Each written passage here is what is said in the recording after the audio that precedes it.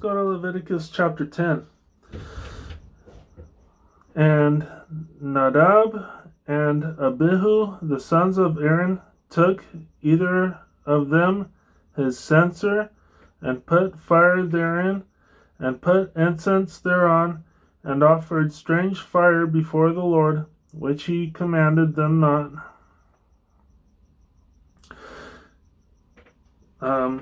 I guess in other words, you shouldn't use any other incense than what is mentioned in the Bible. I believe the incense you should use is frankincense from Genesis. I believe it was in Genesis. I'm not sure.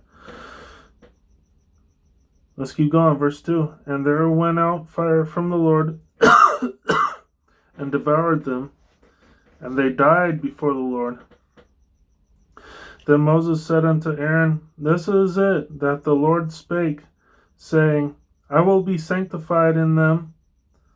Oh wait, let's reread verse 3. Then Moses said unto Aaron, This is it that the Lord spake, saying... Okay, let me reread verse 3. It was kind of confusing. Then Moses said unto Aaron, This is it that the Lord spake, saying, I will be sanctified in them that come nigh me, and before all the people I will be glorified. And Aaron held his peace. And Moses called Mishael and Elzaphan and the sons of Uzziel, the uncle of Aaron, and said unto them, Come near, carry your brethren from before the sanctuary out of the camp. So they went near and carried them and their coats out of the camp, as Moses had said. And Moses said unto Aaron and unto Eleazar and unto Ithamar his sons, Uncover not your heads, neither rend your clothes, lest ye die, and lest wrath come upon all the people, but let your brethren, the whole house of Israel, bewail the burning which the Lord hath kindled. Let me reread verse 6, because that might be very important. And Moses said unto Aaron, and unto Eleazar, and unto Ithamar his sons, Uncover not your heads, neither rend your clothes, lest ye die, and lest wrath come upon all the people, but let your brethren, the whole house of Israel, bewail the burning which the Lord hath kindled. So, what he was basically saying to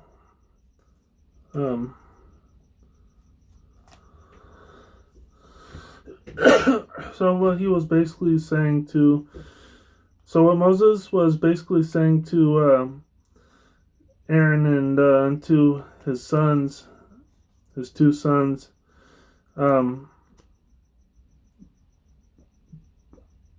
he's basically saying to them to stay modest, because they are the most blameless in the camp. Moses, Aaron, and his sons. And if they take off their clothes, then, fire will be upon them. Let's keep going. Verse 7. And ye shall not go out from the door of the tabernacle of the congregation, lest ye die, for the anointing oil of the Lord is upon you. And they did according to the word of Moses. So as we read in the previous chapter, they weren't supposed to go outside for 7 days. Remember that. This was in chapter 9. This was in chapter 9. Remember that, okay? And the Lord spake unto Aaron, saying, Do not drink wine, nor strong drink, thou, nor thy sons with thee, when ye go into the tabernacle of the congregation lest ye die. It shall be a statute forever throughout your generations.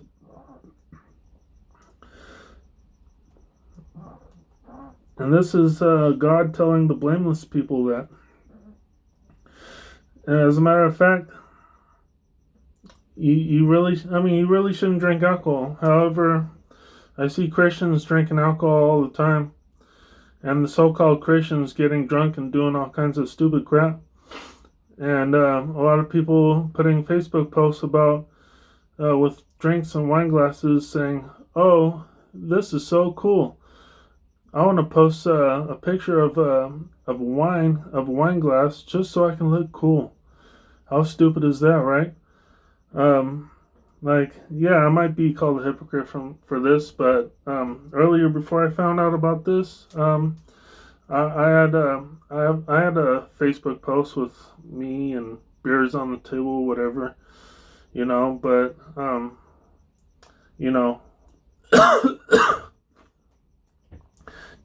I hardly ever drink because before I even read this, I hardly even drink really, because I see the examples college kids set, and it looks really stupid, that some of them are the stupidest people in the world. And I won't even go, I'm not even gonna go into all this antagonization, but you kind of catch my drift, So let's keep going. Verse 10. And that ye may put difference between holy and unholy, and between unclean and clean. So what I think this was saying was, don't drink strong drinks, and don't drink. It doesn't say it in here, but as you go into Proverbs, it says wine is a mocker and beer is a brawler. So don't drink to get drunk. Don't drink strong drinks. And don't drink wine unless for a certain unless it's a certain holiday. I forgot which holiday it was, but I don't know. I forgot what day it was, but I think it was like Hanukkah or something, where drinking wine was okay, and some other holidays, but the Hebrew holidays, of course. Hold on. Okay, sorry, I was interrupted. So don't drink strong wine. Don't drink strong drinks. Only for like sipping and drinking slowly for like communions or Hanukkah or some other type of holiday. I forgot which holiday it was. Let's see. Where was I?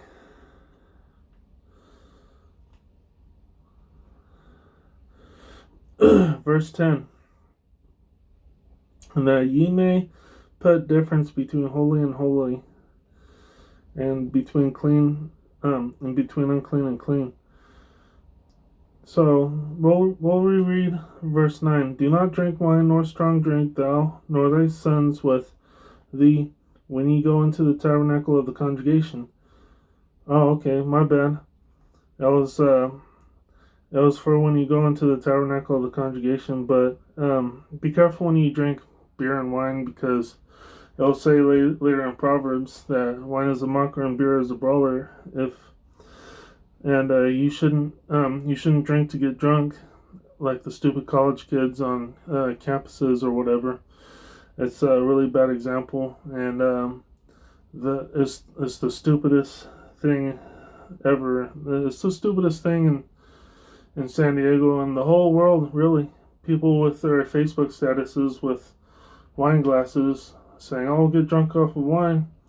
And they're like, "Oh, I look so cool doing this Facebook status." No, it isn't. You're dumb.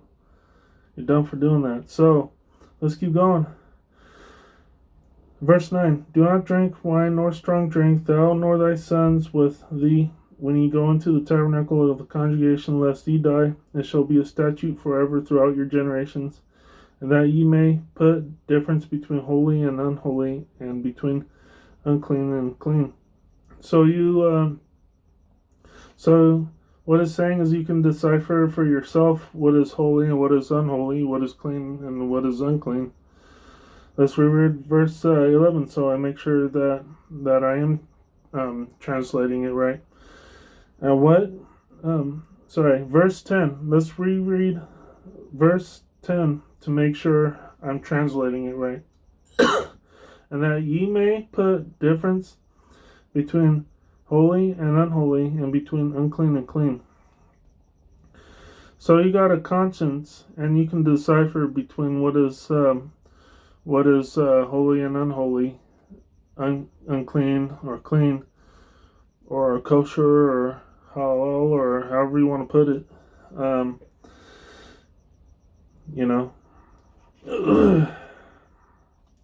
Because I know there's a translation for the Muslims. I think it's Arabic or something like that. I think halal might be like the same as kosher, but I'm not sure. I don't want to give you wrong information. And that ye may teach the children of Israel all the statutes which the Lord hath spoken unto them by the hand of Moses. And Moses spake unto Aaron, and unto Eleazar, and unto Ithamar his sons that were left, take the meat offering that remaineth of the offerings of the Lord made by fire, and eat it without leaven beside the altar, for it is most holy. So, notice their use of unleavened stuff, like unleavened bread and stuff like that, with meat, whatever you have it. It's mentioned a lot here, the stuff without leaven, and it is scientifically proven too, because unleavened, it is scientifically proven too that unleavened stuff actually cleanses your body and gets rid of certain funguses and stuff like that. I don't know about funguses, but it's scientifically proven to cleanse your body. Let's keep going. Verse 12. And Moses spake unto Aaron, and unto Eleazar, and unto Ithamar his sons that were left, take the meat offering that remaineth of the offerings of the Lord made by fire, and eat it without leaven, beside the altar, for it is most holy. And ye shall eat it in the holy place, because it is thy due and thy sons' due of the sacrifices of the Lord made by fire, for so I am commanded. And the wave breast, notice two key words, wave and breast. And the wave breast and heave shoulder shall ye eat in a clean place. So heave breast and shoulder for verse 9 and 10, and just a heave breast for, it's not verse 9 and 10. So heave breast and shoulder for chapter 9 and 10, and just a heave breast for chapter 8. Let's keep going. Verse 14. And the wave breast and heave shoulder shall ye eat in a clean place, thou and thy sons and thy daughters with thee, for they are thy due and thy sons' due, which are given out of the sacrifices of peace offerings of the children of Israel. The heave shoulder and the wave breast shall they bring with the offerings made by fire of the fat, to wave it for a wave offering before the Lord. And it shall be thine and thy sons with thee by a statute forever, as the Lord hath commanded.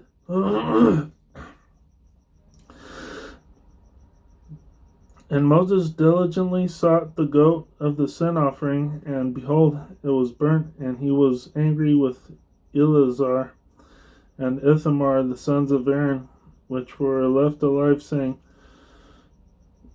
Wherefore have ye not eaten the sin offering in the holy place, seeing it is most holy, and God hath given it you to bear the iniquity of the congregation, to make atonement for them before the Lord? So he was mad because they didn't eat it.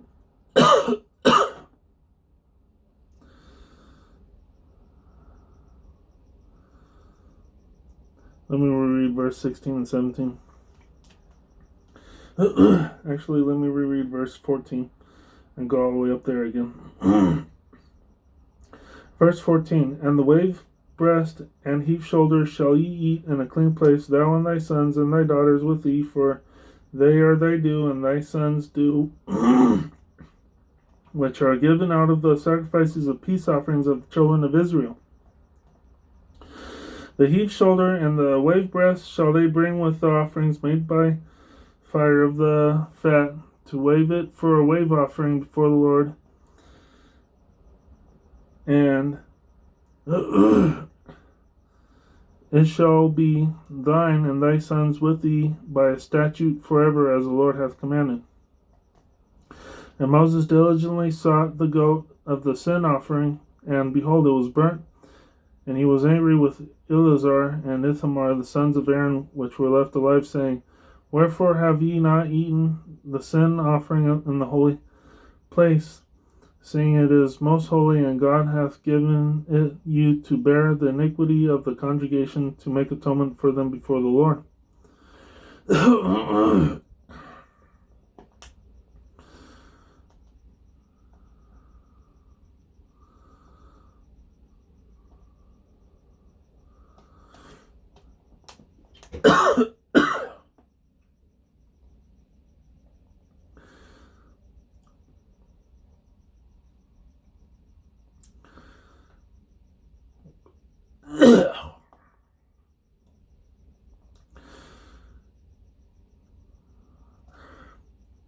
Okay. Verse 18, behold, the blood of it was not brought in within the holy place. Ye should indeed have eaten it in the holy place, as I commanded. Oh, sorry. Let's reread verse 18. Behold, the blood of it was not brought in within the holy place. Ye should indeed have eaten it in the holy place, as I commanded.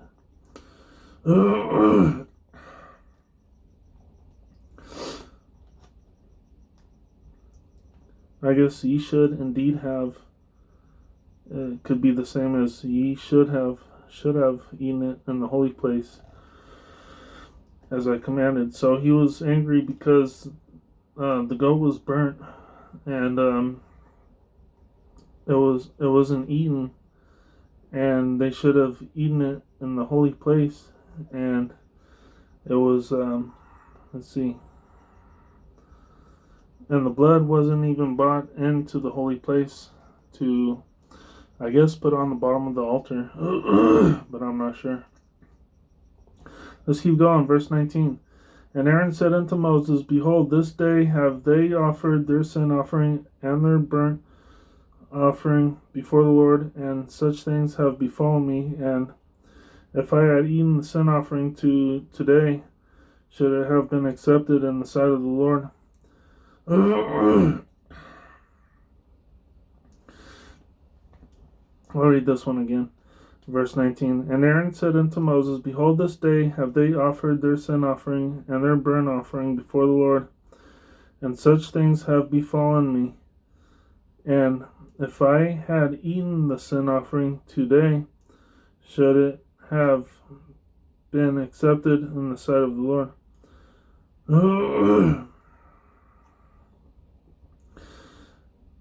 Should have? I don't know. And when Moses heard that, he was content. Let's reread verse 19. And Aaron said unto Moses, Behold, this day have they offered their sin offering and their burnt offering before the Lord, and such things have befallen me. And if I had eaten the sin offering today, should it have been accepted in the sight of the Lord? And when Moses heard that, he was content.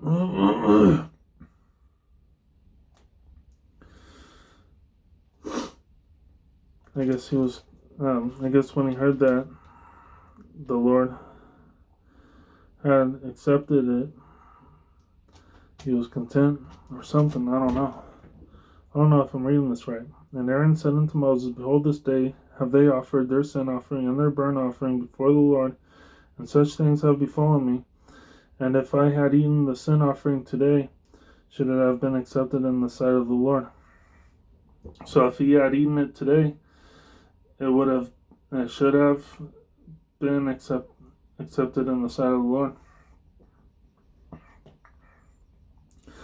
And when Moses heard that, he was content. I guess they had time left to eat it or something. I don't know. However this is said, they probably had time to eat it still. So they probably did the rest. Probably drained the blood at the bottom of the altar and all the other necessary things. And I haven't read into verse 11. I haven't read into chapter 11 yet. But they probably still had time to drain the blood at the bottom of the altar, or they could just throw the whole animal out and bring in another sacrifice, where they still had time. And I guess we'll find out in chapter 11 what they did with the animal, whether they kept it and just drained the blood at the bottom of the altar, or they just replaced it with a whole other animal for a sacrifice. But we'll find out in chapter 11.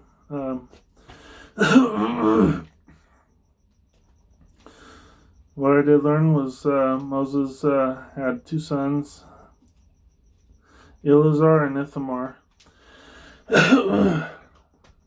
Let's remember that. He had two sons, Eleazar and Ithamar. And I don't know if he had any other sons, but those are his two sons, Eleazar and Ithamar. Thank you very much for chiming in, and have a good night.